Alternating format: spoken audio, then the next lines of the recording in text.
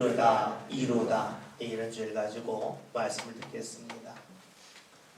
우리나라가 남북으로 분단되어져 있죠.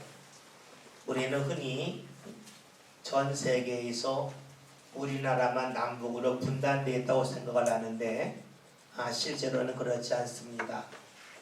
지중해 연안에 키프로스라고 하는 아주 작은 나라가 있는데 이 나라로 남북으로 나눠져 있습니다. 남쪽 키프로스와 북쪽 키프로스로 나눠져 있습니다. 그런데 이 키프로스 나라의 특징은 그 나라의 시민권을 다른 나라 사람들이 판다는 데 있습니다. 시민권을 구입하는데 약 250만 유로가 됩니다. 우리나라 돈으로 약 30억 정도가 됩니다. 그럼에도 불구하고 많은 사람들이 키프로스 시민권을 사려고 합니다. 그 의미가 어디냐면 키프로스는 그 유럽 연합체 즉 EU에 가입되어 있는 나라인데 키프로스 시민권을 얻게 되면 세계 159개국을 비자 없이 들어갈 수 있기 때문입니다. 그러니까 키프로스 국민이 되면 지난해 기준으로 159개국을 비자 없이 마음껏 다닐 수 있기 때문에 지금 비자를 구하기 어려운 나라 사람들이 키프로스 시민권을 얻어서 여권을 발급받아서 자신이 가고 싶은 데를 가는 그런 일들이 나타나고 있습니다. 그럼 우리나라는 어떨까요? 우리나라에서 외국 나가려면 여권이 필요한데 여러분 아시는지 모르겠어요. 우리나라 여권이 세계에서 두 번째로 힘이 있는 여권입니다. 그 이유가 무엇이냐면 지난해 기준입니다. 우리나라 여권이 있으면 189개국을 비자 없이 갈 수가 있습니다. 1위가 일본과 싱가포르인데 190개국을 갈 수가 있어요. 싱가포르는 워낙 작은 나라이니까 왜냐하면 실제적으로 우리나라가 세계에서 두 번째로 마음껏 여행할 수 있는 나라입니다. 그 여권을 우리가 가질 수가 있어요. 그래서 지난해까지만 해도 우리나라 사람들이 해외 나가면 자부심이 대단했습니다. 우리나라 여권은 세계에서 두 번째로 파워가 있다 하는 그런 마음이 있었기 때문이죠. 우리나라 사람들은 돈이 있으면 시간이 있으면 얼마든지 외국에 나갈 수가 있었습니다. 불과 몇 달 전까지 그랬죠. 그런데 코로나19 사태가 생긴 이후에 이제는 상황이 아주 달라졌어요. 예전에 돈이 있으면 시간이 있으면 마음껏 나갈 수가 있었는데 이제는 돈이 있어도 시간이 있어도 외국에 나갈 수가 없어요. 외국에서 오지 말라고 하기도 하고 온다 할지라도 14일 동안 격리시키니까 아예 가지 않습니다. 지금 유럽도 코로나로 인하여서 국정을 폐쇄하는 일이 점차 늘어나고 있습니다. 이를 통하여 사람들의 생각이 크게 달라지고 있습니다. 예전에는 집 있으면 가고 싶은데 마음껏 갈 수 있다는 마음이 우리에게 있었어요. 돈 있으면 간다. 시간 있으면 갈 수 있다. 이런 마음이 있었는데 이제 우리들에게 다가오는 마음이 있습니다. 돈이 있어도 시간이 있어도 갈 수 없는 곳이 있다고 하는 것을 우리는 피부로 느끼고 있습니다. 여러분 그래요? 사람이 힘 있으면 할 수 있다고 사람이 능력 있으면 자신이 원하는 자리에 이룰 수 있다고 사람들이 자신만만히 써있는데 그 자신감이 하나둘 무너지고 있습니다. 이번 코로나19로 인하여서 사람들의 생각이 달라질 수밖에 없어요. 사람이 믿는 것이 별것이 아니라고 하는 것을 느낄 수밖에 없겠죠. 얼마 지나지 않으면 이 코로나19 문제가 풀어지겠죠. 그러면 또다시 마음껏 다닐 겁니다. 그러나 사람들 마음속에는 이것이 자리 잡고 있습니다. 이것으로 끝일까? 또 다른 독감이 유행하진 않을까? 여러분 마음이 어디 있습니까? 2002년도 3년도에 전 세계적으로 사스가 지나갔습니다. 2015년도에 메르스가 지나갔습니다. 2019년도에는 코로나19가 지나가고 있습니다. 사람들은 알고 있습니다. 이런 일이 언제가 또다시 반복될 거다. 우리에게 힘이 있어도, 즉 시간과 돈이 있어도 가고 싶은 곳에 갈 수 없는 때가 언제든지 우리에게 찾아올 것이라고 하는 것을 잘 알고 있습니다. 간혹 사람들은 이런 이야기를 합니다.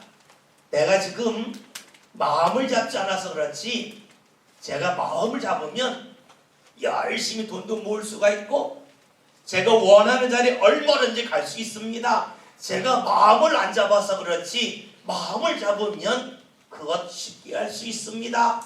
라고 고언장담하는 사람들도 있습니다. 그래야 우리는 이 코로나19를 경험하면서 사람의 결심이 또 사람이 자신만만하는 것이 아무것도 아니라고 하는 것을 누구나 다 알고 있습니다. 힘이 있어도 안 되는 것이 있구나. 또 하나 우리가 말하는 힘이 별것이 아니구나 하는 것을 알고 있지요. 원해도 가지 못하는 나약함이 우리에게 있습니다. 근데 성경에서는 이것을 이미 우리에게 말씀해 줬습니다. 우리가 아무리 원함이 있다 할지라도 우리의 힘을 아무리 모으고 합친다 할지라도 이룰 수 없는 일이 우리에게 있음을 말씀해 주고 있죠. 오늘 성경에서 그것을 우리에게 분명히 말씀해 줍니다. 말씀을 볼까요? 23절 말씀 함께 봅니다. 다 같이 봅니다. 모든 사람이 죄를 범하였음에 하나님의 영광에 이르지 못하더니. 아멘. 말씀을 보면 하나님의 영광에 이르지 못한다 하는 말씀이 나와 있습니다. 모든 사람이 하나님의 영광된 자리를 마다하진 않겠죠. 누구나 다 하나님의 영광된 자리에 가고 싶어요. 근데 성경은 말씀합니다. 모든 사람이, 즉 어떤 사람도 한 사람도 제외하지 않고 하나님의 영광의 자리에 이를 수 없다라고 말씀합니다. 하나님의 영광의 자리 다 가고 싶지 않습니까? 하나님의 영광의 자리가 과연 어디일까요? 무엇이 하나님의 영광일까요? 여러분, 우리는 영광된 자리라고 하면 제일 먼저 천국을 생각하고, 천국을 생각하면 화려한 것, 아주 멋진 것을 생각을 합니다. 과연 그런 자리가 하나님의 영광의 자리일까요? 여러분들이 사람들이 만들어 놓은 아주 귀하고 그리고 값진 보석으로 꾸며놓은 자리에 여러분이 앉았다고 생각해 봅시다. 많은 사람들이 그 자리에 모였다고 생각해 봅시다. 그럼 우리는 내가 영광된 자리에 있구나 라고 생각하기 쉽겠죠. 그런데 그 자리에 앉아있는 사람들이 여러분을 바라보는 눈이 경멸의 눈이라면 그 자리는 영광된 자리가 아닙니다. 영광된 자리는 화려하게 꾸민 자리가 아닙니다. 자신이 있는 곳을 바라보는 이들이 기쁨으로 또 때로는 존경함을 가지고 바라볼 때 비로소 그 자리가 영광된 자리가 됩니다. 그렇지 않다면 아무리 화려하게 꾸며놨다 할지라도 그 자리에는 영광이 없습니다. 그 자리에는 오히려 부끄러움과 수치와 경멸만 있을 뿐이지요.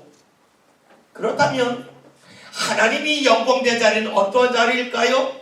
그것은 하나님을 존경하는 그런 눈으로 주를 바라보는 자리가 바로 하나님의 영광된 자리입니다. 하나님의 사랑에 대하여 감사함으로 주를 바라보는 자리가 바로 하나님의 영광된 자리가 되겠지요.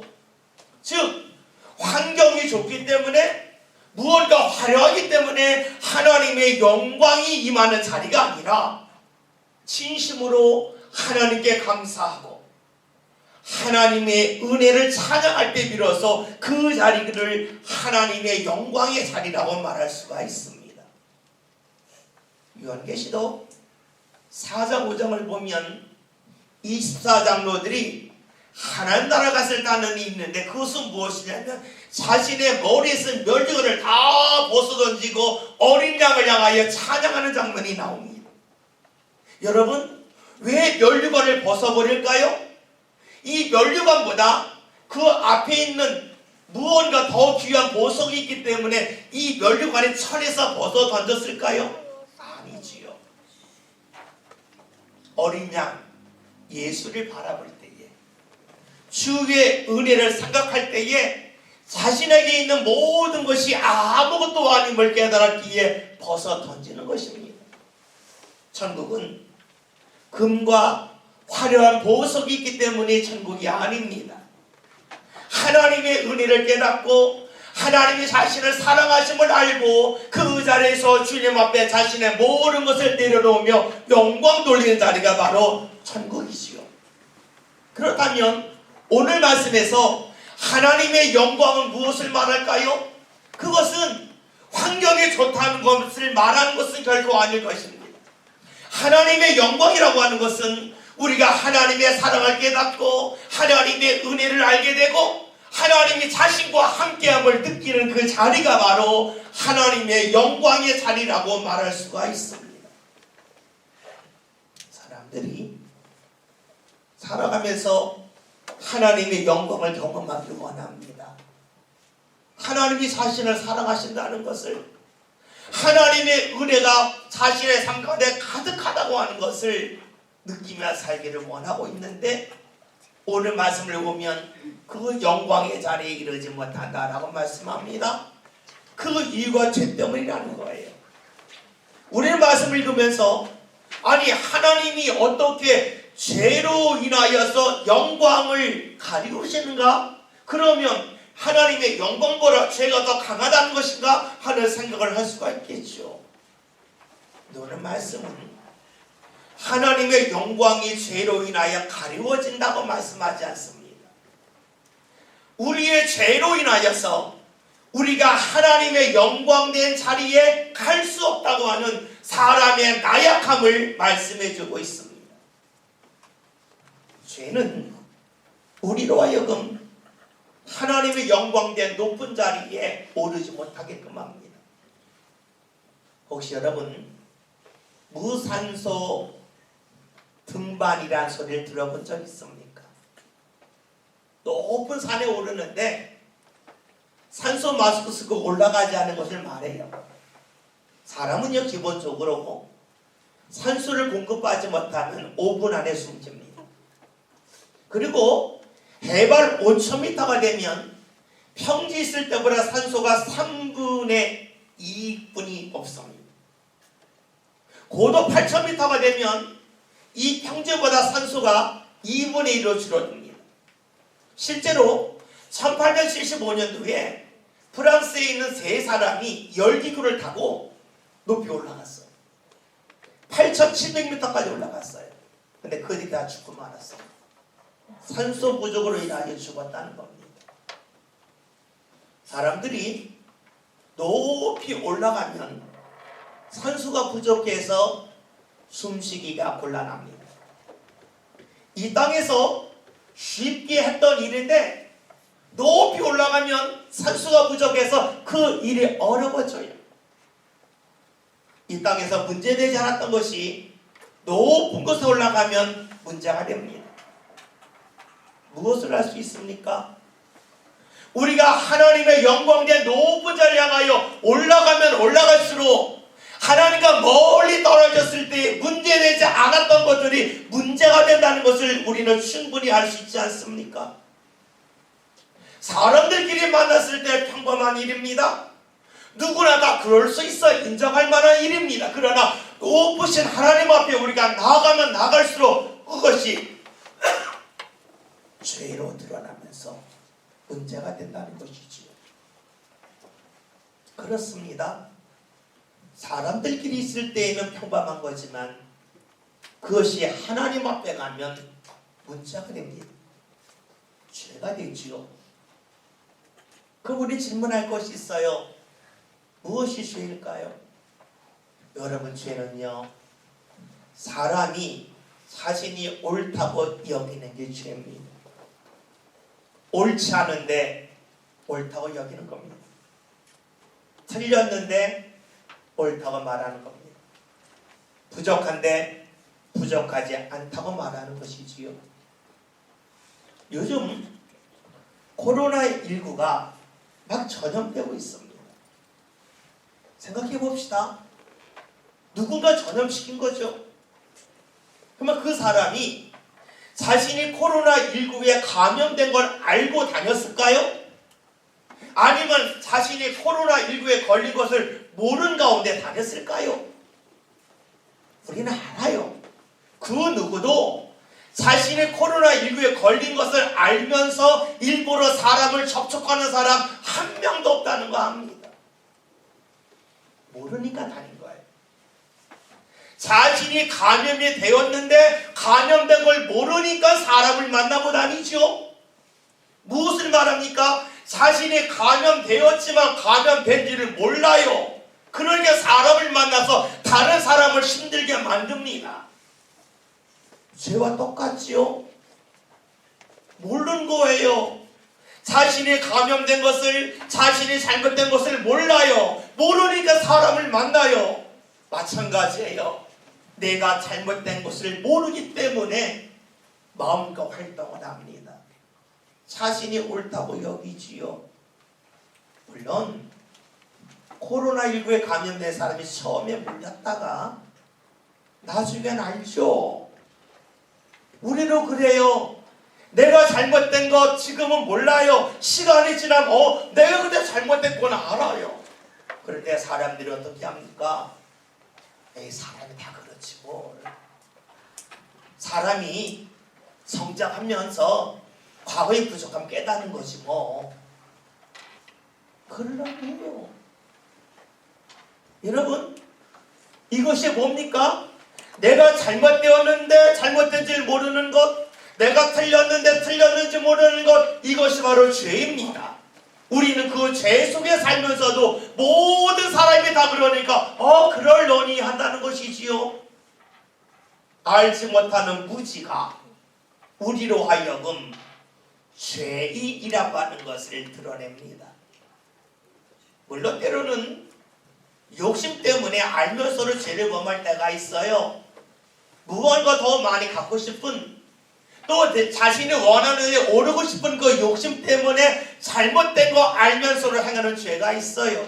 그래요. 죄는요, 우리가 잘 알지 못해서 또 우리 욕심 때문에 죄를 범해요.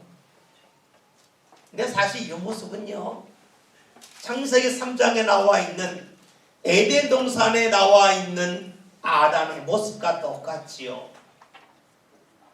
여러분, 아담이 선악을 알게 하는 나무의 열매를 먹었습니다.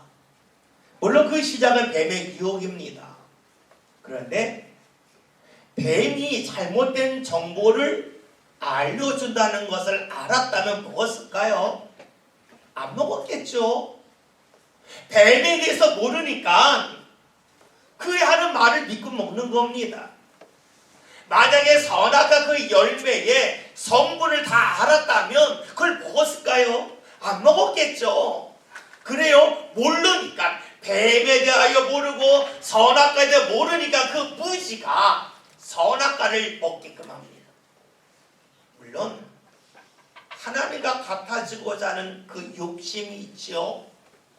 그러니까 아담이 죄를 범한 것은 똑같아요. 잘 몰라서 죄를 범한 거예요. 욕심 때문에 죄를 범한 거예요. 그러니까 아담의 모습을 보느라면 우리의 모습과 똑같다고 하는 것을 알 수가 있겠죠. 아담이 죄를 범했어요. 몰라서. 그리고 욕심 때문에 죄를 범하였듯이 오늘 우리들도 아담과 똑같이 무언가 몰라요. 내가 잘못된 걸 몰라요. 욕심이 똑같이 있어요. 그것 때문에 죄를 범하고 있습니다. 그 죄는 우리로 하여금 오늘 말씀을 보았더니 하나님의 영광에 이르지 못하게끔 한다 하는 겁니다. 다시 말하면 우리의 어리석음과 우리의 욕심이 하나님의 영광이 있음에도 불구하고 그 영광을 알지 못하게끔 한다는 것이에요.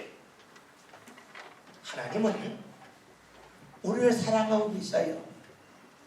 그런데 욕심의 눈이 어두우면, 그리고 하나님이 하시는 일을 잘 모른다면 하나님이 함께 하셔도 함께 하심을 몰라요.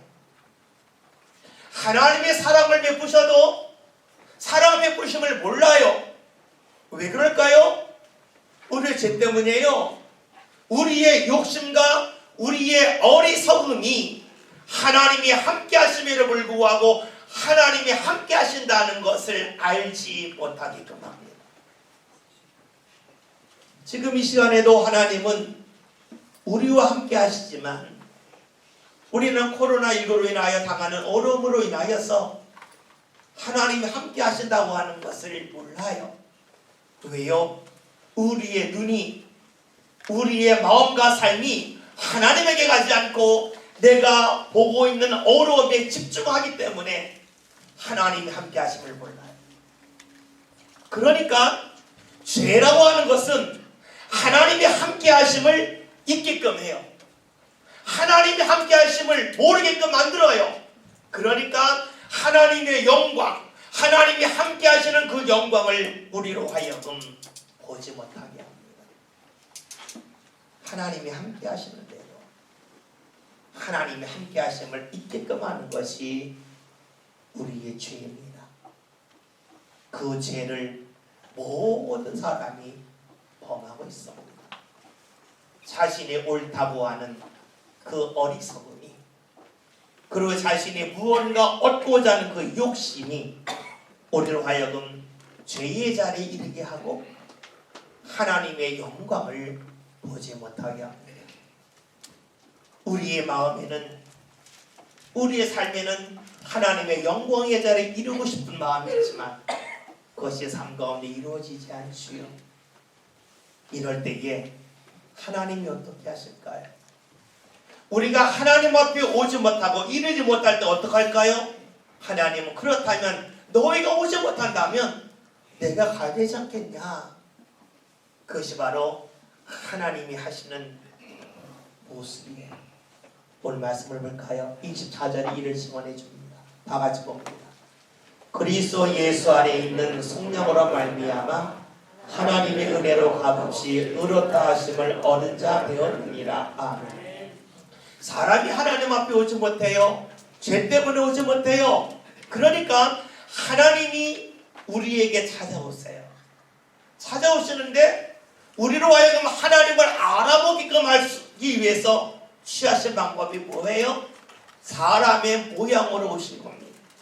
그래야 사람들이 알아보니까 사람이 알아보게끔 하기 위하여 사람의 모습으로 예수님이 오셨습니다. 예수님이 오셔서 무엇을 하셨는가 말씀을 보면 우리를 속량하여 주셔서 하나님 앞에 의로운 자가 되게끔 해주신다고 성경이 증언해 줍니다. 여러분, 예수님이 속량하셨다고 하는 것은 다른 말로 하면 죄의 값을 지불하셨다 하는 겁니다. 죄라고 하는 것이 무엇입니까? 우리의 욕심이요, 우리의 어리석음입니다. 이 결과가 뭡니까? 하나님을 잊게끔 하는 겁니다. 하나님을 보지 못하게끔 하는 겁니다. 그런데 예수님은 자신이 십자가에 돌아가시는, 죽는 그 속량을 통해서 우리로 하여금 이제는 하나님을 볼 수 있게끔 하나님이 함께 하신다는 것을 느끼게 할 수 있도록 해주셨다는 것입니다. 그것이 바로 예수님의 십자가요, 그 십자가의 결과가 죄에 대한 속량입니다. 여러분, 속량은 대신 값을 지불한 겁니다. 대신 값을 지불했다고 하는 것은 다른 말로 하면 은혜라고 볼 수가 있겠죠. 모든 사람들이 부모의 은혜 속에 성장했습니다. 왜냐? 자녀들이 돈 벌지 않는데 먹었어요. 먹고 살았어요. 왜요? 부모가 대신해서 돈을 벌었기 때문에 그래요. 자녀들이 빨래하지 않았어요? 그래서 새 옷을 입어요. 왜요? 부모의 대신 빨래를 했어요. 무엇을 말합니까? 누군가 대신 지불해 준 것이 있는 거예요.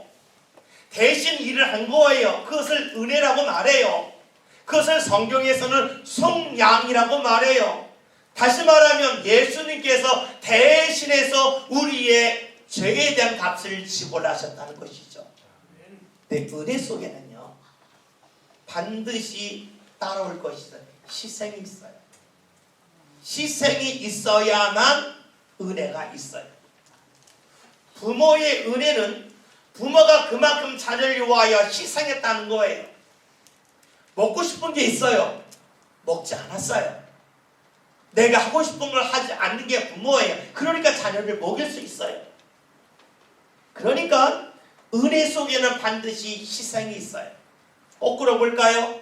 희생이 있어야 은혜가 있고, 이 은혜를 성경에서는 속량이라고 표현해요.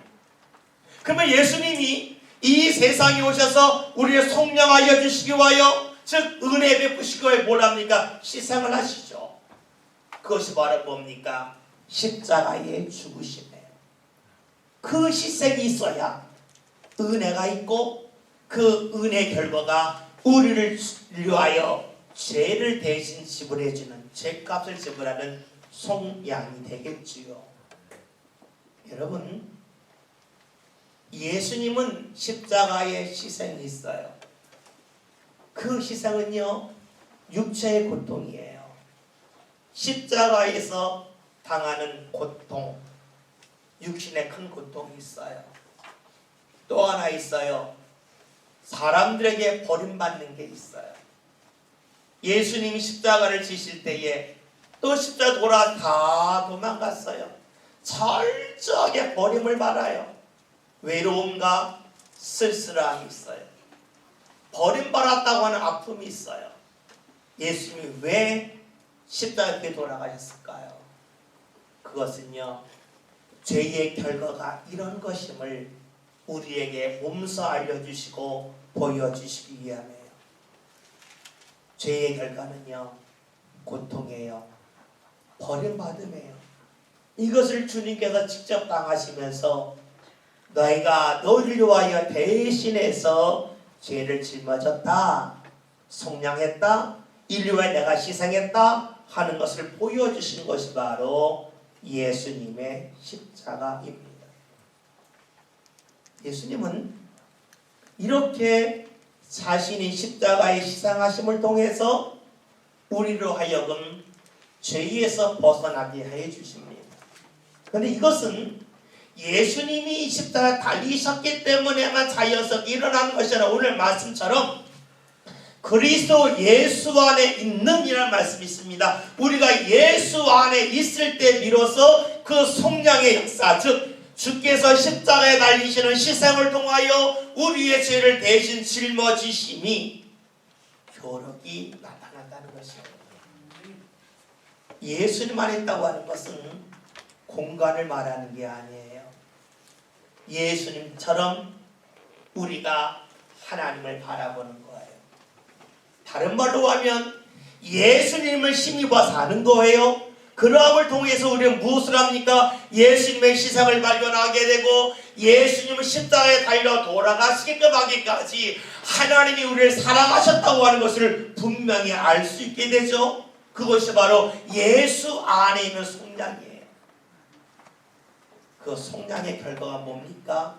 오늘 말씀을 보면 값없이 의롭게 되었다는 겁니다. 여러분, 의가 무엇입니까? 오늘 말씀 23절에 있는 말씀과 비교해서 본다면 죄의 반대편에 있는 게 의예요. 죄는 사람이 모르는 거예요.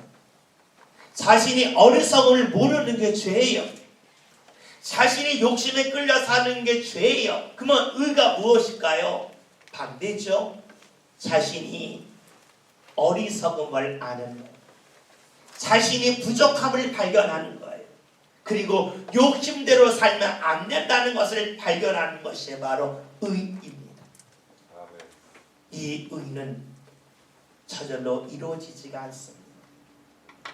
예수님 안에 있을 때 비로소, 주님 안에 들어갈 때 비로소 하나님의 의가 값없이 이루어집니다.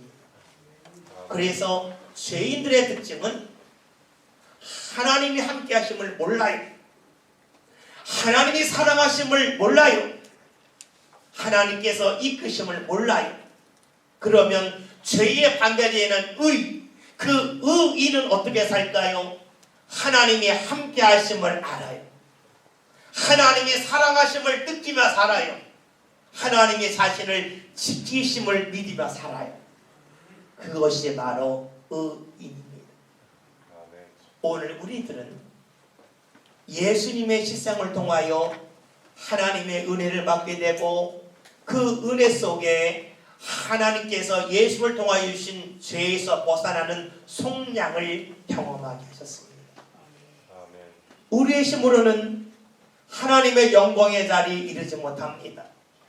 하나님의 은혜를 소망하지만 그 은혜를 소망하는 것이 삶 가운데 이루어지지 않습니다. 이를 위해서 하나님께서는 예수를 통하여 우리의 죄를 속량하게 하시고, 이를 통하여 하나님의 은혜를 우리 삶 가운데 이루어 주셨습니다. 여러분, 코로나19로 인하여 우리는 아는 것이 있습니다.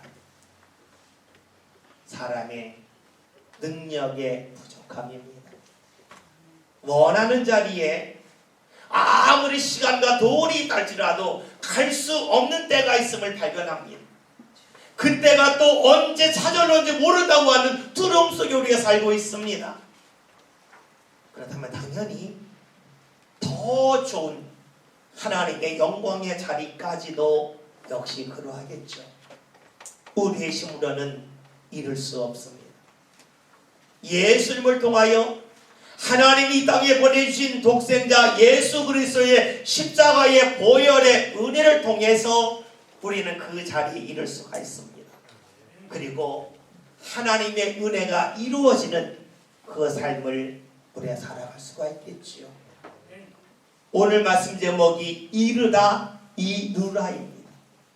우리는 하나님의 영광의 자리에 이루고 싶지만 우리의 힘으로 이룰 수 없습니다. 주님이 함께 하심을 통해서, 예수님의 보혈을 통하여 주의 은혜가 우리 삶 가운데 이루어집니다.